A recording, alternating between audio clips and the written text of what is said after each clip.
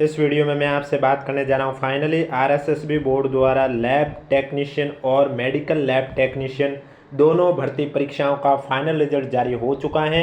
Result की PDF आपको हमारे टेलीग्राम चैनल पर देखने को मिलेगा, जिसका लिंक नीचे डिस्क्रिप्शन में दिया हुआ है। और वीडियो पसंद आए तो एक बार वीडियो को लाइक कीजिए, चैनल भी जरूर सब्सक्राइब कीजिए, क्योंकि इस वीडियो में स्टाफ नर्स को लेकर भी कुछ अपडेट सामने आए वो भी बताऊंगा। और इसके अलावा एनएचएम की नई वैकेंसी को लेकर जब भी अपडेट आएगी आपको यूट्यूब चैनल के माध्यम से बता दिया जाएगा। और स्टाफ नर्स के फाइनल रिजल्ट को लेकर ऑफिशियली अपडेट, और इसके अलावा बाकी और भी कैडर है जिनके फाइनल रिजल्ट आने हैं तो उनको लेकर भी जैसी सूचना आएगी आपको यूट्यूब चैनल के माध्यम से जरूर बताया जाएगा। इसलिए अगर अभी तक आपने चैनल सब्सक्राइब नहीं किया तो चैनल जरूर सब्सक्राइब करें। तो सबसे पहले तो मैं बात करने जा रहा हूं संविदा लैब टेक्नीशियन भर्ती परीक्षा की, और उसके बाद संविदा मेडिकल लैब टेक्नीशियन भर्ती परीक्षा, इन दोनों में कितनी कट ऑफ रही है, कितने पते, उसके बारे में चर्चा करने जा रहा हूं। इसलिए वीडियो को एक बार लाइक नहीं किया तो एक बार वीडियो को लाइक कर लीजिए, चैनल भी जरूर सब्सक्राइब कर लीजिए। उससे पहले स्टाफ नर्स के बारे में थोड़ा सा बता देता हूं। स्टाफ नर्स के रिजल्ट को हाई कोर्ट द्वारा रोका गया है। उसके पीछे का रीजन बताया जा रहा है 2007 और 8 वाली जो एनएचएम की भर्ती थी उसको शॉर्टलिस्ट करने के बाद ही इसका रिजल्ट जारी होगा, ऐसा सुनने में आया है। बाकी ऑफिशियली क्या है अभी तक कंफर्म नहीं हुआ। ऐसा सुनने में आ रहा है कि कोर्ट द्वारा रोक लगाई गई है, इस वजह से अभी तक फाइनल रिजल्ट नहीं आया है। लेकिन बोर्ड अध्यक्ष का तो कहना था कि प्रोविजनल कैंडिडेट जो पीएच है और स्पोर्ट्स पर्सन है उनका कि पूरा डाटा है वो चेक हो रहा है, दस्तावेज सत्यापन हो रहा है, उसके बाद ही जारी होगा। तो लेकर अब इसको लेकर और कुछ अपडेट आएगी तो आपको यूट्यूब चैनल के माध्यम से जरूर बताया जाएगा। फिलहाल यही अपडेट है स्टाफ नर्स के रिजल्ट को लेकर। अब बात करने जा रहे हैं सबसे पहले संविदा लैब टेक्नीशियन भर्ती परीक्षा के अंतिम रिजल्ट को। पीडीएफ आपको हमारे टेलीग्राम चैनल पर देखने को मिलेगी, जिसका लिंक नीचे डिस्क्रिप्शन में दे रखा है। आप देख सकते हैं यहाँ पर स्पष्ट रूप से लिखा हुआ बोर्ड द्वारा राजस्थान संविदा भर्ती नियम 2022 यथा संशोधित के अंतर्गत राष्ट्रीय स्वास्थ्य मिशन और राजस्थान मेडिकल एजुकेशन सोसाइटी के विभिन्न संवर्ग के संविदा पदों हेतु सीधी भर्ती 2025 के लिए विज्ञापन संख्या 1 दिनांक 28/1/2025 यथा संशोधन और संशोधित विज्ञप्ति दिनांक 17 अक्टूबर 2025 से लेकर और 12 नवंबर 2025 को भी जारी की गई थी। इन संवर्ग के लिए संविदा पदों पर भर्ती हेतु परीक्षा का आयोजन है वो 2 जून 2025 से लेकर 13 जून 2025 तक आयोजित किया गया। आपको मालूम है एनएचएम के एग्जाम है वो 2 जून से लेकर 13 जून तक टोटल 19 कैडर के एग्जाम आयोजित किए गए थे।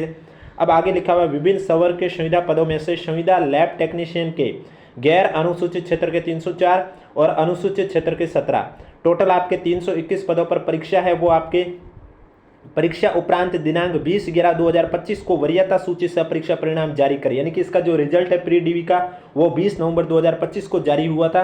ये लैब टेक्नीशियन का, लैब टेक्नीशियन में अलग पद थे और मेडिकल लैब टेक्नीशियन के अलग पद थे। तो मेडिकल लैब टेक्नीशियन की बाद में बात करूंगा, पहले लैब टेक्नीशियन की बात करने जा रहा हूँ। तो आप देख सकते हैं यहाँ टोटल आपके 321 पद है और इसका रिजल्ट है वो 20 नवंबर को जारी हुआ था। सब परीक्षा परिणाम जारी कर पात्रता की जांच दस्तावेज सत्यापन हेतु स्टूडेंट की अंतरिम विचारी सूची राजस्थान मेडिकल एजुकेशन सोसाइटी राजमेश को प्रेषित कर इन सूचीबद्ध स्टूडेंट की पात्रता की जांच और दस्तावेजों का सत्यापन करवाया गया था।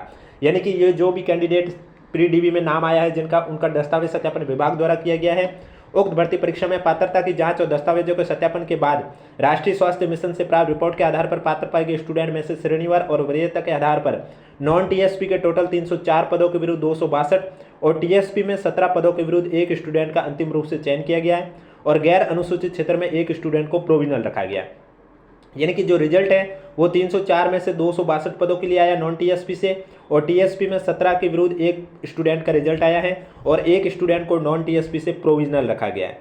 उक्त पात्रता की जांच और दस्तावेज सत्यापन की रिपोर्ट के आधार पर संविदा लैब टेक्नीशियन के पद पर अंतिम चयनित स्टूडेंट की सूची नियुक्ति हेतु Rajasthan medical education society Jaipur को अभिस्थापित की जा रही है। अंतिम रूप से चयनित स्टूडेंट की सूची संलग्नानुसार और कट ऑफ मार्क्स निम्नानुसार है। तो सबसे पहले मैं आपको बताने जा रहा हूँ नॉन टीएसपी की कट ऑफ कितनी गई है और उसके बाद बात करने जाऊंगा टीएसपी की। तो जहां पर एनए दे रखा है उसका मतलब ये हुआ कि उस कैटेगरी में कोई भी कैंडिडेट बोर्ड को नहीं मिला जिसके मिनिमम 40% बन रहे हो और एससी एसटी में मिनिमम 35% बन रहे हो। और ये जो कट ऑफ है ये आपके 450 नंबर में से, क्योंकि आपको मालूम है पेपर में 150 क्वेश्चन था, एक क्वेश्चन 3 नंबर का था, पेपर आपका कितने नंबर का था 450 का। तो ये जो कट ऑफ है ये 450 में से। अब जिन भी कैडर में रिक्त पद रहे हैं तो उन पदों को लेकर नई भर्ती आएगी या नहीं आएगी, इसको लेकर जैसे ही अपडेट आएगी आपको यूट्यूब चैनल के माध्यम से जरूर बताया जाएगा। इसलिए अगर अभी तक आपने चैनल सब्सक्राइब नहीं किया तो चैनल जरूर सब्सक्राइब करें। सबसे पहले जनरल कैटेगरी की बात करें तो जनरल में कट ऑफ रही है 223, फीमेल की रही है 218 और उसके बाद विडो डीआईवी एक्स सर्विसमैन में एनए है। इसके बाद जनरल ईडब्ल्यूएस की बात करें तो जनरल ईडब्ल्यूएस में जनरल की कट ऑफ रही है 202, फीमेल की रही है 201 और बाकी सब कैटेगरी में एनए। इसके बाद एससी कैटेगरी की बात करें तो एससी कैटेगरी में आप देख सकते हैं जनरल की कट ऑफ रही है 172, फीमेल की रही है 168, बाकी सभी कैटेगरी में एनए। एसटी कैटेगरी की बात करें तो एसटी कैटेगरी में आप देख सकते हैं जनरल की कट ऑफ रही है 162, फीमेल की रही है 162 और बाकी तीनों कैटेगरी में एनए। ओबीसी कैटेगरी की बात करें तो आप देख सकते हैं जनरल की 212, फीमेल की 209 और बाकी तीनों में एनए। एमबीसी कैटेगरी की बात करें तो आप देख सकते हैं एमबीसी में जनरल की 180 रही है, बाकी सभी एनए और शहरिया में कोई भी कैंडिडेट नहीं मिला। और इसी तरह हॉरिजेंटल रिजर्वेशन में बात करें तो यहाँ एलडीसीपी में कट ऑफ रही है वो 200 रही है। ये तो आपकी थी नॉन टीएसपी की। अब बात करने जा रहा हूँ अनुसूचित क्षेत्र यानी कि टीएसपी की। तो टीएसपी में आप देख सकते हैं जनरल कैटेगरी में जनरल और फीमेल की कट ऑफ सेम रही है, वो रही है 210 और उसके बाद कोई भी कट ऑफ नहीं है क्योंकि कोई भी कैंडिडेट बोर्ड को नहीं मिला है। अब यहाँ पर लिखा हुआ प्रोविजनल रूप से चयनित स्टूडेंट की विभाग द्वारा पात्रता निर्धारित होने पर ही नियुक्ति दी जाएगी। अपात्र होने की स्थिति में स्टूडेंट स्वतः अभ्यर्थता है वो स्वतः समाप्त हो जाएगी। यानी कि जो प्रोविजनल रूप से चयनित कैंडिडेट है उसकी विभाग द्वारा पात्रता निर्धारित की जाएगी, उसके बाद ही नियुक्ति दी जाएगी। अगर वो पात्र योग्य नहीं है तो उसकी जो नियुक्ति वो स्वतः वो अभ्यर्थता है वो क्या हो जाएगी, स्वतः समाप्त हो जाएगी। किसी भी स्तर पर चयनित स्टूडेंट द्वारा भर्ती हेतु कूटरचित दस्तावेजों का उपयोग या अन्य अनियमितताओं की जानकारी प्राप्त होने पर स्टूडेंट के चयन हेतु बोर्ड द्वारा की गई अनुशंसा प्रत्याहृत कर ली जाएगी। यानी कि अगर किसी भी स्थान पर चयनित स्टूडेंट द्वारा ऐसा पाया जाता है कि भाई स्टूडेंट सेलेक्ट हो चुका है लेकिन उसने दस्तावेजों के साथ छेड़छाड़ की है, इस तरह की कोई खबर मिली है तो उस स्टूडेंट के विरुद्ध कार्रवाई की जाएगी और उसका जो परिणाम है वो प्रत्याहृत कर लिया जाएगा। तो ये तो आप लैब टेक्नीशियन का था। इसके अलावा उक्त परिणाम राष्ट्रीय स्वास्थ्य मिशन से पात्रता जांच रिपोर्ट के अनुसार ही जारी किया गया है। संबंधित विभाग स्तर से किसी भी स्टूडेंट की पात्रता में परिवर्तित होने या अन्यथा कोई प्रकरण संज्ञान में आने पर उक्त परिणाम में संशोधन भी किया जा सकता है। यानी कि कल को अगर विभाग ने कह दिया कि इस कैंडिडेट की ये प्रॉब्लम हुई है, डॉक्यूमेंट में ये दिक्कत आई है, परिणाम में संशोधन करना होगा तो फिर बोर्ड है वो परिणाम में संशोधन भी कर देगा। ये तो आपका लैब टेक्नीशियन का था। अब बात करने जा रहा हूँ मेडिकल लैब टेक्नीशियन के बारे में। उससे पहले वीडियो को लाइक नहीं किया तो एक बार वीडियो को लाइक कर लीजिए, चैनल भी जरूर सब्सक्राइब कर लीजिए क्योंकि ये दोनों पीडीएफ आपको हमारे टेलीग्राम चैनल पर देखने को मिलेगी जिसका लिंक नीचे डिस्क्रिप्शन में दे रखा है। मेडिकल लैब टेक्नीशियन में आप अंतिम परिणाम देख सकते हैं कि बोर्ड द्वारा राजस्थान संविदा भर्ती नियम 2022 यथा संशोधित के अंतर्गत राष्ट्रीय स्वास्थ्य mission Rajasthan medical education society के विभिन्न संवर्ग के संविदा पदों हेतु सीधी भर्ती 2025 के लिए विज्ञापन संख्या 1/2025 दिनांक 28/1/2025 यथा संशोधन संशोधित विज्ञापन 17 अक्टूबर 2025 12 नवंबर 2025 को जारी किया गया था। इन स्टूडेंट के लिए संविदा पदों पर भर्ती हेतु परीक्षा का आयोजन है वो 2 जून से 13 जून तक आयोजित किया गया था।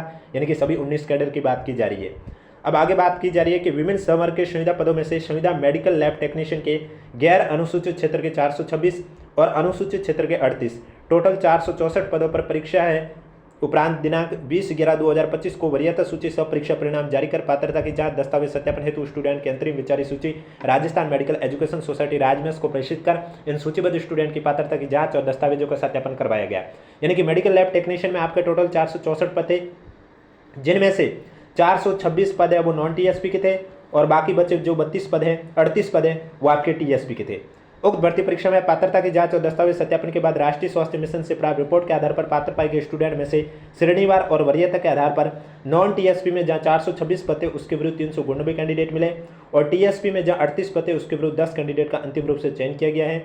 और रिपोर्ट के आधार पर जो नॉन टीएसपी के 5 स्टूडेंट हैं उनको प्रोविजनल भी रखा गया है। तो आप देख सकते हैं जो पद खाली रह गए हैं उसके पीछे का रीजन ये भी हो सकता है, प्रोविजनल भी रख दिया गया, ये भी बता दिया गया, तो हो सकता है उस कैटेगरी में कैंडिडेट बोर्ड को नहीं मिले हो। उक्त पात्रता की जांच दस्तावेज सत्यापन के आधार पर संविदा मेडिकल लैब टेक्नीशियन के पद पर अंतिम चयनित स्टूडेंट की सूची नियुक्ति हेतु राष्ट्रीय स्वास्थ्य मिशन चिकित्सा स्वास्थ्य परिवार कल्याण विभाग राजस्थान जयपुर को अभिस्तावित की जा रही है। अंतिम रूप से चयनित प्रोविजनल कैंडिडेट की सूची और कट ऑफ मार्क्स निम्नानुसार है। तो कट ऑफ आप देख सकते हैं। नॉन टीएसपी की बात करें तो आप देख सकते हैं यहाँ जनरल की कट ऑफ रही है 234, फीमेल की कट ऑफ भी रही है 234। ये भी पेपर आपका वही सेम था, पेपर तो एक ही था दोनों का 450 नंबर में से। ईडब्ल्यूएस की कट ऑफ आप देख सकते हैं जनरल फीमेल में सेम रही है 210। इसके बाद एससी कैटेगरी की बात करें तो आप देख सकते हैं एससी कैटेगरी में जनरल की कट ऑफ रही है 185, फीमेल की कट ऑफ रही है 182। एसटी कैटेगरी की बात करें तो जनरल की कट ऑफ और फीमेल की कट ऑफ सेम रही है 162। ओबीसी कैटेगरी की बात करें तो जनरल फीमेल की कट ऑफ सेम रही है 220। एमबीसी कैटेगरी की बात करें तो आप देख सकते हैं जनरल फीमेल की कट ऑफ सेम रही है 180। और इसके बाद आप हॉरिजेंटल रिजर्वेशन में देख सकते हैं एसपी की कट ऑफ रही है 180। ये तो आपके नॉन टीएसपी की थी। अब टीएसपी में बात करें अनुसूचित क्षेत्र में तो आप देख सकते हैं जनरल कैटेगरी में जनरल और फीमेल की कट ऑफ रही है 158। इसके बाद आपके सभी NA है, यानी कि कोई भी कैंडिडेट ऐसा बोर्ड को नहीं मिला है जिसके 40% बन रहे हो और SC ST में जिसके 35% बन रहे हो, उस कंडीशन पर पद खाली रह जाते हैं और इन पदों पर नई वैकेंसी अगर आएगी तो आपको यूट्यूब चैनल के माध्यम से जरूर बताया जाएगा। प्रोविजनल रूप से चयनित स्टूडेंट की विभाग द्वारा पात्रता निर्धारित होने पर ही नियुक्ति दी जाएगी। अपात्र होने की स्थिति में अभियंत्रा स्वतः ही समाप्त हो जाएगी। किसी भी स्तर पर चयनित स्टूडेंट द्वारा भर्ती हेतु कूटरचित दस्तावेजों का उपयोग अथवा अनियमितताओं की जानकारी प्राप्त होने पर स्टूडेंट के चयन हेतु बोर्ड द्वारा की गई अनुशंसा प्रत्यारित कर ली जाएगी, जैसा कि मैंने अभी थोड़ी देर पहले आपको बताया था। उक्त परिणाम राष्ट्रीय स्वास्थ्य मिशन से प्राप्त पात्रता जांच रिपोर्ट के आधार पर जारी किया गया। संबंधित विभाग स्तर से किसी भी स्टूडेंट की पात्रता में परिवर्तन होने या अन्यथा कोई भी प्रकरण संज्ञान में आने पर उक्त परिणाम में संशोधन भी किया जा सकेगा। ये तीनों चीज़ अभी थोड़ी देर पहले मैं आपको बता चुका हूँ और ये दोनों PDF आपको हमारे टेलीग्राम चैनल पर देखने को मिलेगा, जिसका लिंक नीचे डिस्क्रिप्शन में दिया हुआ है। वीडियो पसंद आए तो वीडियो को लाइक कीजिए, चैनल जरूर सब्सक्राइब कीजिए और इसके अलावा NHM के बाकी बचे कैडर के फाइनल रिजल्ट और स्टाफ नर्स के फाइनल रिजल्ट को लेकर जैसे ही कोई न्यूज़ आएगी आपको इस यूट्यूब चैनल के माध्यम से जरूर बताया जाएगा। बाकी जो अपडेट थी वो मैंने आपको बता दी है और इसके अलावा जिन्होंने भी कैंडिडेट ने OTR फिल नहीं किया वो OTR भी फिल कर लीजिए, क्योंकि आज नहीं तो कल तो आपका कोई ना कोई NHM की वैकेंसी आएगी, तो उसके लिए आप SSO ID पे जाओगे, तो SSO ID पे जाओगे तो उसके लिए आपको पहले OTR अपडेट करना ही होगा, उसके बाद ही आप आगे का फॉर्म प्रोसेस कर सकते हो।